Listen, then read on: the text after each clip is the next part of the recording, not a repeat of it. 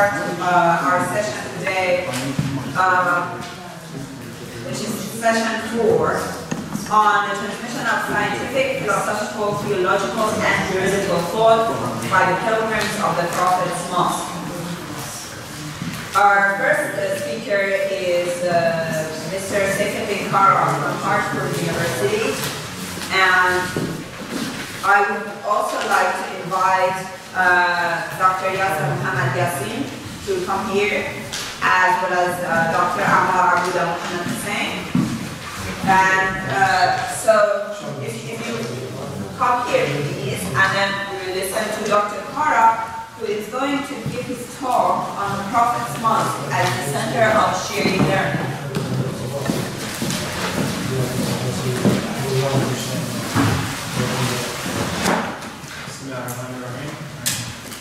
I'd like to first thank the organizer for inviting me here and having all of us here and for their hospitality. Today I divided my presentation into 3 parts, and the focus was to be how the Shia scholars and Shia imams use the Prophet's Mosque as the center of learning. I've come across while my researching for my presentation that preparing my paper, there are some important debates and important issues that we need to address.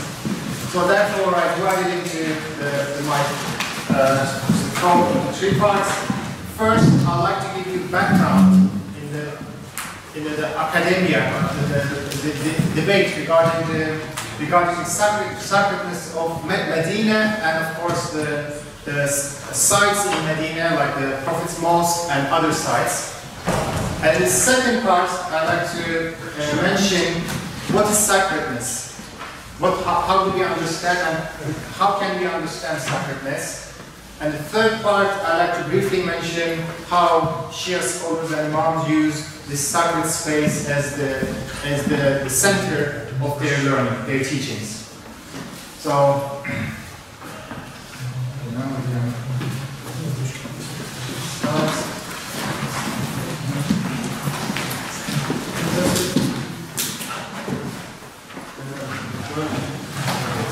just start with the role of mosque in general. How do we see mosque in general as a Muslims?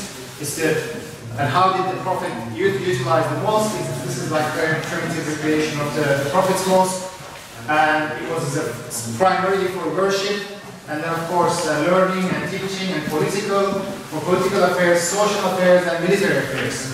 So if you look at the traditions in both the Sunni collections and Shia collections, you can reach this conclusion that how the primary mosques were utilized. Okay, now it's working. So, there are different theories about the sacredness of the Prophet's Mosque. And in academia, if you look at the debates on the sacredness of the Mosque of the Prophet, you see that first is the traditional Sunni view, which is just that the Prophet built this mosque as a mosque. It was a purpose-built mosque, the Mosque of Medina. When he escaped from the persecution in Mecca, he arrived in Medina, and first thing he built this mosque as a purpose-built building, and then of course later on, after when the mosque was built, it was used as a space for all the other activities, social, political, and military activities of the Prophet. However, the sacredness of it came after the Prophet. That during the caliphs, that people paid special attention to it, and they considered it as a sacred space after the Prophet passed away. And but it was always disputed whether Muslims should go and visit Medina. And of course there are strong views that they shouldn't be visited, and I'll later mention that there are different schools within the Sunni tradition that some of them they altogether ruled out the sanctity of Medina. And then we have the Western scholars, starting from Kaltani, and then his book published in the 1945, he argued that no, it was Medina initially wasn't a sacred place at all. And this sacredness was developed like over second and third century.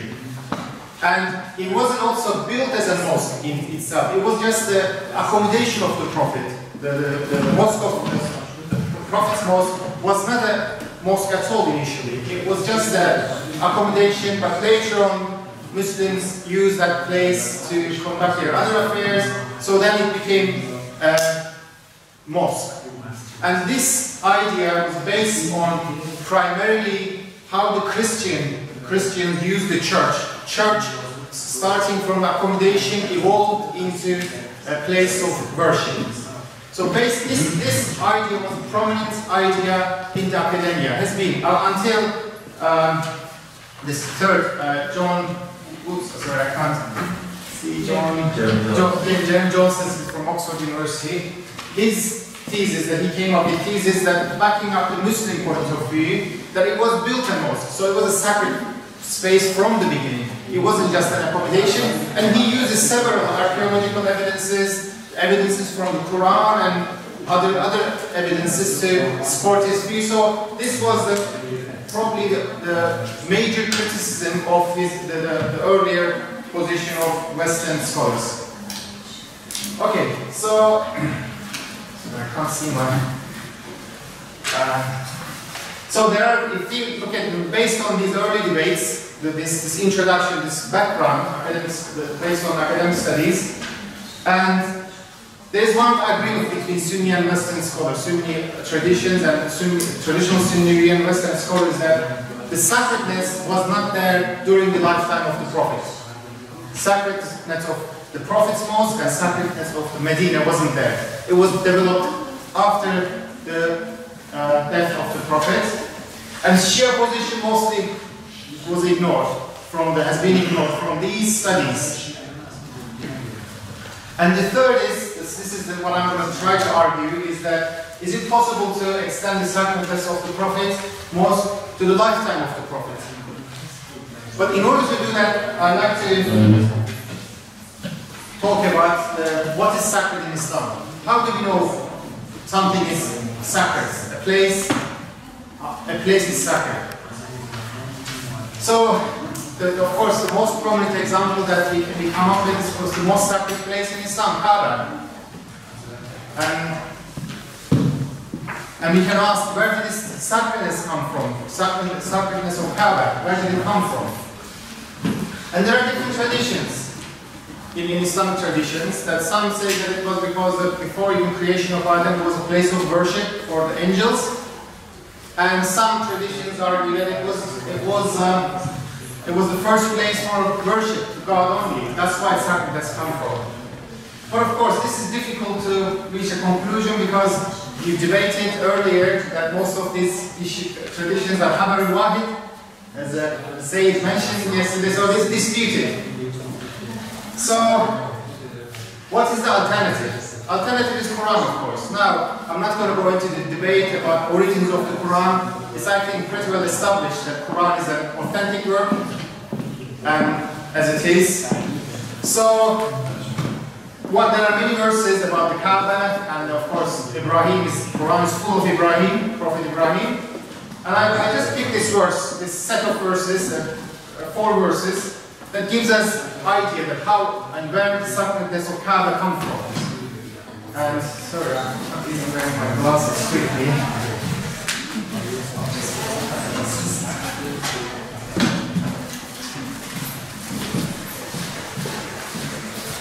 Okay, if you look at these, the red area just highlighted, there's lots of verse, and then first, starting with when Abraham was tried by his Lord with his commands, and he fulfilled them, indeed I will make you a leader of the people. So, and then later on, the following verse, this is Baqarah 1-5, when we make the house a place of return for the people and a place of security. So there is a connection, we see that here. First, the trial of Abraham, and he succeeds in this trial, and he reaches a station that he was granted his leadership position, which means that he perfected his religion, and after that, the place where he did it, or Kaaba he was around it, was declared as a separate space. And then let's move on to the new ones. And then, but this wasn't enough. So it was just Kaaba. First, initially God declared the Kaaba as a separate space. But then Ibrahim asks for more. Prophet Ibrahim asks for more. He asks the whole city to be sanctified. And this is, of course, it's granted. And then, this is, oh Lord, and then again the verse 1 to 5, oh Lord accepts from us indeed. Okay. Okay. There are like several observations we can make from these. I think the title is just messed up a little bit, so let's ignore the title. So we can make several observations from this tradition, this verses. First of all, there's a strong connection between Abraham's unique status as the founder of monotheistic faith and his supreme submission to God and the sanctity of Kaaba. So it's Abraham who sanctifies through his act of worship, his submission to God. And there's no coincidence that he was asked to do upon successful completion of his spiritual perfection, which then enabled him to worship his Lord truly. And as a token of appreciation for such a great human achievement, God captured the supreme feeling of dedication in the shape of a material entity and commanded all believers after Abraham to acknowledge and imitate it. This is where Hajj comes from. So the location of Kaaba, the conclusion might be that location of Kaaba itself has no value or sanctity in itself. It's the pure intention and worship of Ibrahim give value to it. So if this is the case, if you accept this, then what about the Prophet Muhammad and his place of worship? Can we say that it wasn't a sacred place while the Prophet was alive? And we have these traditions to back up such an argument. This is like the first one is from the Sunni, the Bukhari, and then the following two are from the Shi'a traditions. And it's important that even like Medina in Kufa, because of Imam Ali, that's a sacred space, because his pure intention, his perfection, act of perfection, sanctified when he preached the religion. So I think there is I don't know, this is just my thoughts on this. I don't know, we can discuss and debate this, but so there is a ground for such an argument, I believe. Okay, now it's the part 2. The significance of act of Prophet's Mosque for Shi'is. So again, we discussed most of these subjects, that how the Imams, Imam Sadiq and Imam Bakr, they both used, they followed the Prophet's Sunnah and utilized the same mosque, because that's when the Prophet Muhammad preached his religion and used this as a space to spread the message of Islam. So the same thing, as much as they can, the prophets, the Imams, the 5th and 6th Imams also try to do the same from Medina. And there is a book, it's called The Holy City of Medina. It was published by Cambridge University Press in 2014. It's the only book, I think, academic book exclusively on the city of Medina. I don't know if there's any other one. So, I'd like to mention, because this is now at the center of this debate on the sanctity of Medina, and then this is the only book, the reason I'm bringing it, the only book that mentions the Shia position on the sanctity of Medina and the Prophet's Mosque, of course. So, his understanding is very pragmatic, the author's understanding is very pragmatic sanctification of Medina and Islam tradition, and describes sanctification of Medina, city of Medina and the Prophet's Mosque as a political act to establish the Prophet's authority over the city and for economic flourishment of Muslims. And he believes that, he argues that it was insignificant. The sanctity of Medina and the Prophet's Mosque was insignificant at the time of the Prophet, But later on, because of the political activities of Abbasids, Umayyads and Abbasids, and their eagerness to justify their political authority, it became prominent. The sanctity of the Prophet's Mosque and Medina. And in this sense, he's some kind of taking a side or kind of reframing Abu Hanifa and his students' approach that city of Medina is religiously not sacred at all. And because of the political activities of the Prophet and the other the caliphs, it gained its political, its sacred status. So, and interestingly, he's making, I mentioned yesterday in my question to Professor Taki, he's not here, so he's making kind of connection between the Shia position that the wildlife, according to Shia jurisprudence, wildlife of Medina is not sacred.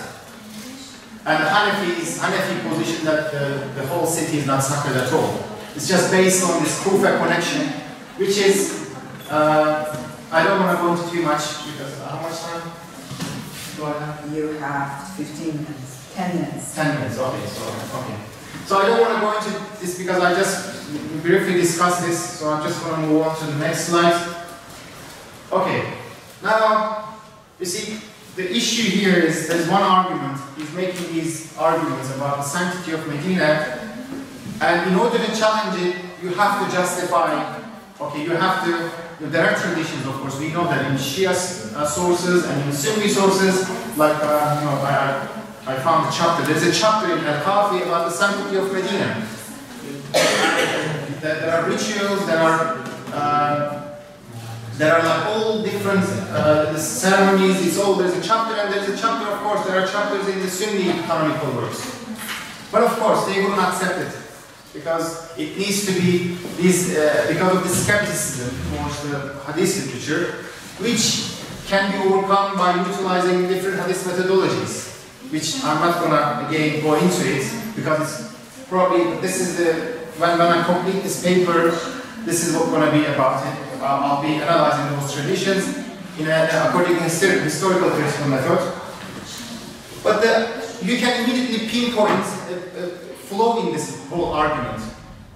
Arguing that because the whole thing comes from a political effort of the Umayyads and Abbasids, that the question comes into mind that, okay, because we have Shias also who are vehemently strongly arguing that the city is sacred, Medina is sacred, why would take same position with their rivals, with the Umayyads and Abbasids? They could easily, since there is this Kufa connection, they can easily take the position of Hanafis and say altogether Medina is not a sacred space at all. So there is no, no such a question is asked and no such a point is made. Before even starting to analyze these relations, we can, this is, I think, very important flaw in that book. So now is the part 3. This is why I got interested in this whole conference, because when I was doing my research for this book, it's not for self-promotion, it's just I'm avoiding preempting these questions about how, because this Hilali's book is Kitab al-Sulaym is very controversial, and it's going to be asked if these hadith is authentic. But I discussed all these traditions in this book, so I'm not going to discuss the authenticity of this tradition. But what can I say, that this tradition is very, very early, and it can be safely say that it is authentic, based on historical critical method. This is what I used in my research. So, I'd like to talk about how the Imams utilize the space, how they use the Prophet's Mosque as a base for their teachings.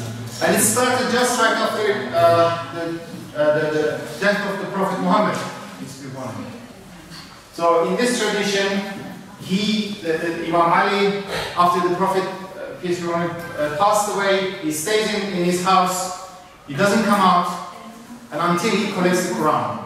This is the first time the Quran was collected, and this is the first codex. And he stays in his house, and once he completes his task, he comes to the Prophet's mosque. The Prophet's mosque to present his work to Muslims.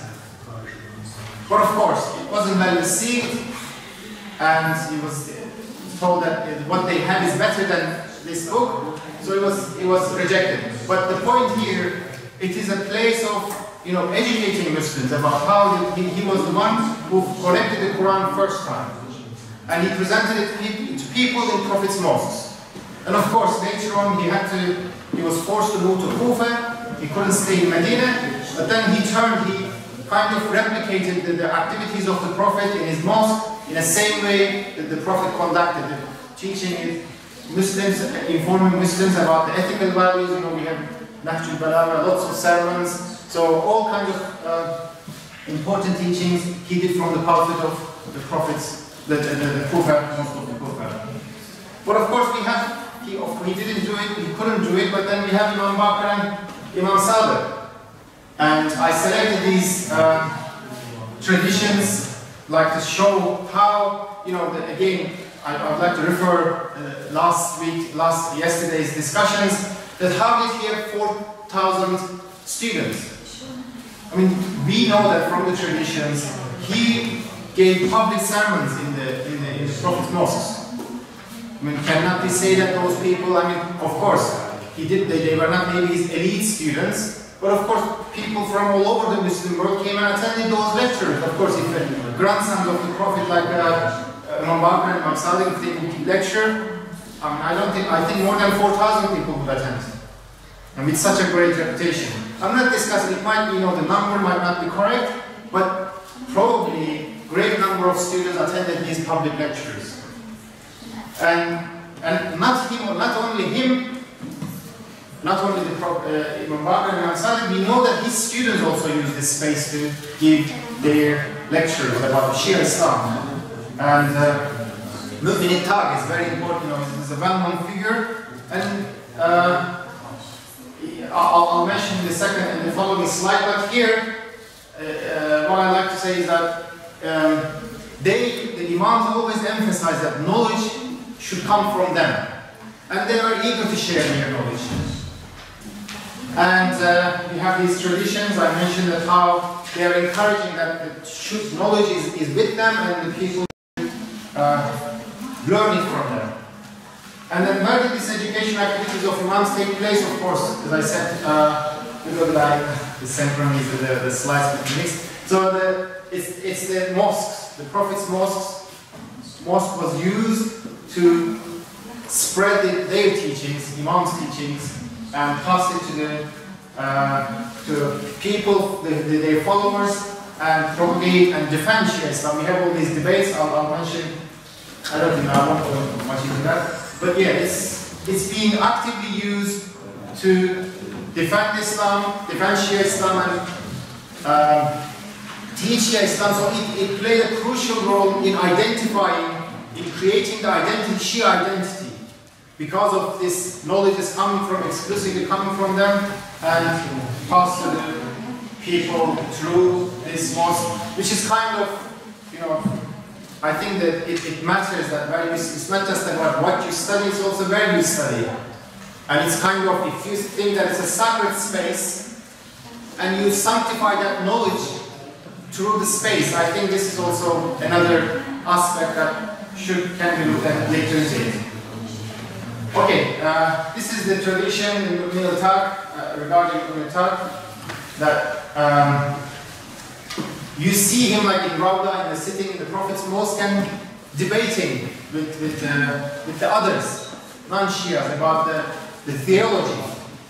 So it's actively used not just by the Imams, but of course by their students and prominent students, not all students, but some selected students of him.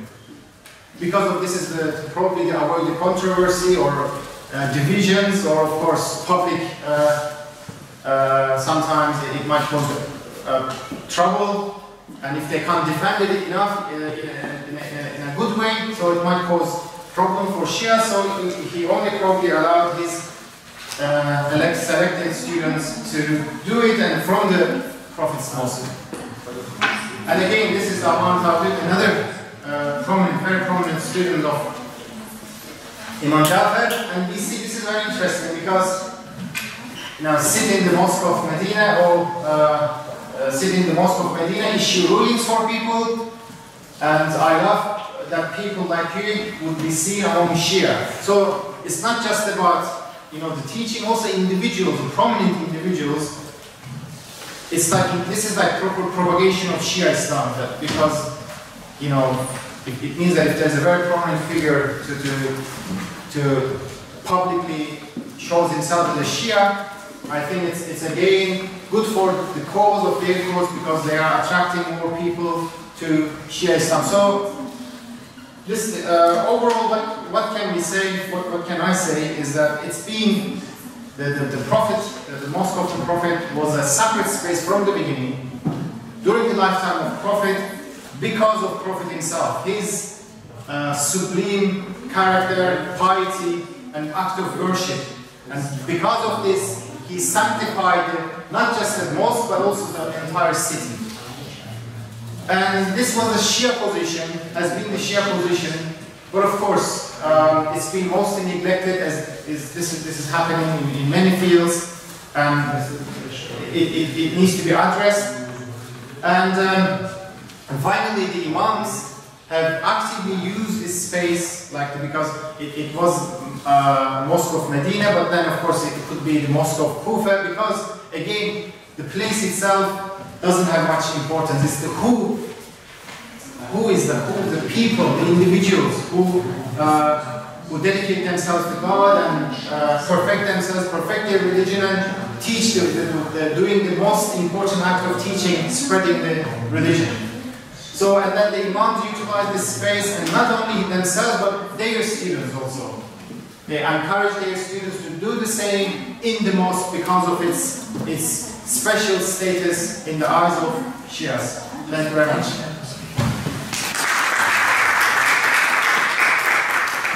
We have around 5 minutes for Q&A. Okay, go ahead. It's hard to say that these mosques did not, they did not have sanctity or sacredness for themselves.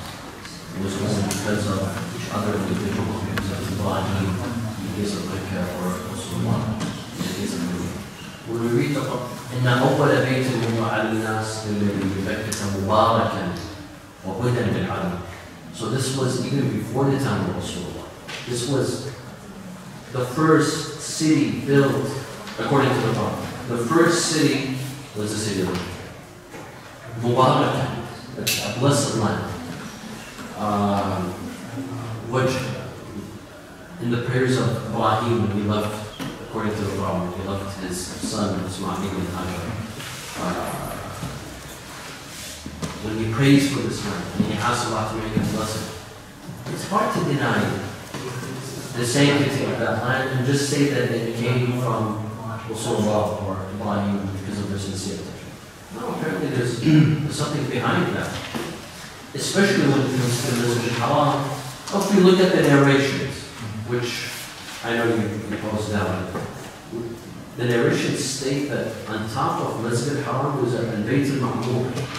There's another form of house of God in the sky where the angels perform. That's one of the. But yeah, how are you going to defend it? And especially in this academic context, that would be, I don't know. But there's numerous reports. It wouldn't be akhbar ahad. There's numerous reports on the sanctity of Masjid al-Nabi, Masjid al-Kufa, Masjid. If you look at them all, it's tawatur. It's more than just isolated on the sacredness of these mosques. I have a question about whether the sources you've studied distinguish between the sanctity of Mecca and the sanctity of Medina. In what sense, like whether theologically or no, the ones that are shown in the traditions, they're explicit. you know, it's the Haram and then the mosque, the city of Medina. But then if you look at the Quran example, it's not enough for probably like Prophet Ibrahim to just have the Kaaba sanctified, but then he expands it to the, and he does it. Like that's what my point is, that it's so easy. Like he just asks from God, and then that's it. It's granted. The whole Mecca is sanctified.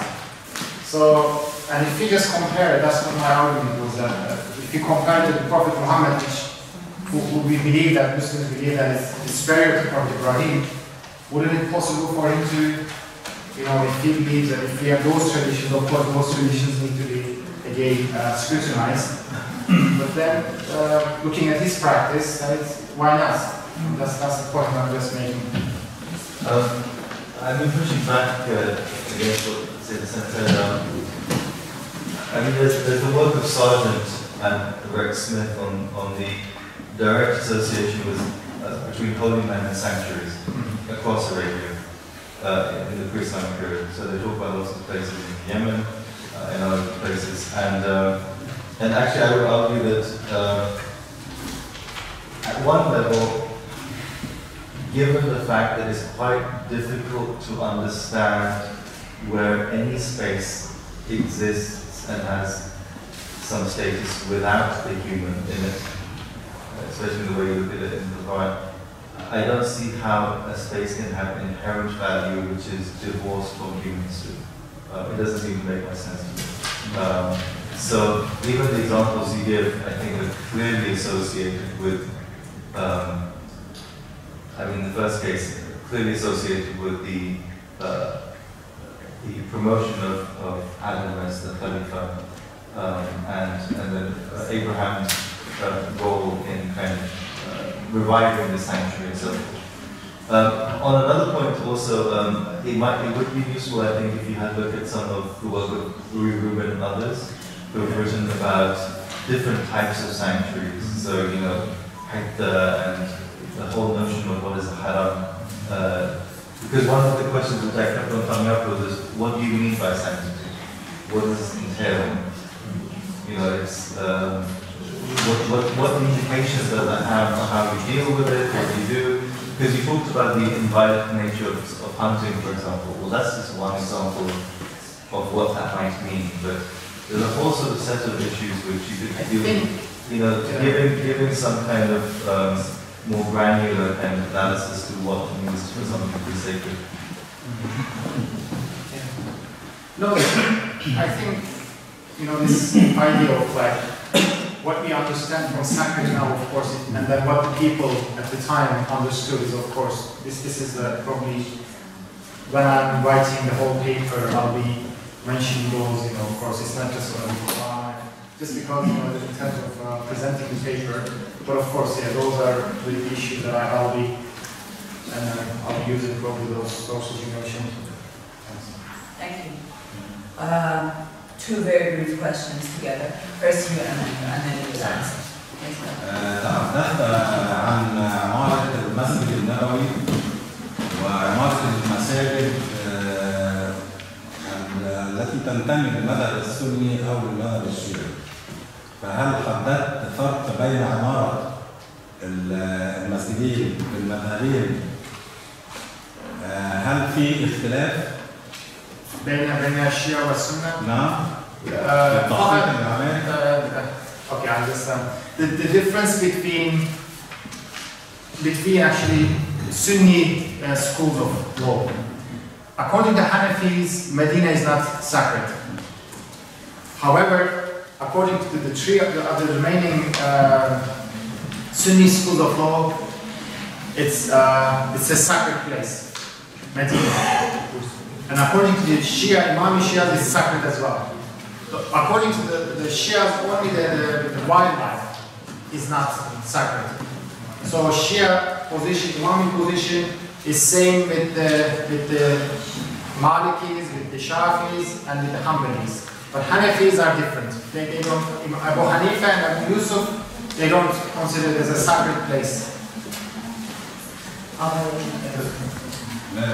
The question was that في تعليق الواقع. But I think you asked it. الواقع ان تخطيط المساجد في الاسلام لم يختلف اختلاف المذاهب.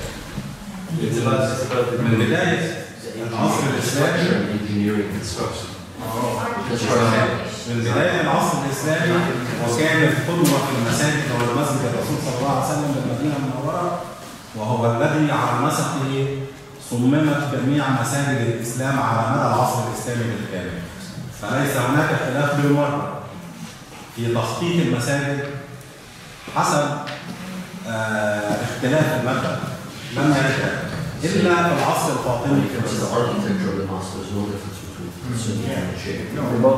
العصر الفاطمي في مصر about المناره المخزن شو عندي صنع عنوان الشيء بالنسبه للمخزن والمناره اظن هكذا نرى في ايران المساجد لاخواننا اهل السنه فيكون مخزن واحد ليس اتحدث في شكل المأذنة نفس لكن المأذنة في الإسلام هي عنصر معماري ليس بالأساسي ولكن بالضرورة هو موجود. هذا العنصر اختلاف شكل المأذنة اختلف باختلاف البلاد الإسلامية من الغرب إلى الشرق. ففي المغرب العربي نجد المآذن المربعة. ففي مصر نجد المآذن الأسطوانية كما في العراق أيضا وفي مدن إيران. اختلاف واحد فقط حدث في تخطيط المساجد في العصر الفاطمي في مصر، وبما أن الفاطميين كانوا دولة شيعية أسست في مصر على مدى 200 عام تقريبا، أضافوا عنصر ليس معماري ولكنه عنصر خشبي متحرك وهو المحراب. وهناك محاريب تسمى بالمحاريب الفاطمية كانت متحركة تنقل من مكان إلى مكان داخل المسجد الواحد. والدليل على ذلك مسجد عمرو بن العاص الذي أسس في مصر عام 21 هجرية هو على المذهب السني. تجد أن المسجد الأصغر وهو من تأسيس الفاطميين الشيعة نفس التخطيط ولا خلاف بين المسجدين في شيء. التخطيط المعماري إذن التخطيط المعماري لم يعرف مذاهب ولم يفرق بين المذاهب الإسلامية على مدى أو على نطاق العالم الإسلامي كله. وأعطيت لذلك قلت المقصورة أيضا، مقصورة يوجد في بعض المساجد ولكن نفس الشيء وافق معي. المقصورة أسست أو بنيت بعد المسجد في بيت الصلاة أساسا للشخصيات الهامة، ربما يكون خليفة أو سلطان بعد اختيار معاوية كي تقصره عن بقية المصلين حفاظا عليه وأمانا له عند الصلاة. Thank you. Dr. Adri, briefly, please. Okay, you will do it. Thank you very much. Okay, so now we are going to have, thank you. We are going to have Dr. Yassin from Seminary, who is going to talk about Shi'a and Medina, the case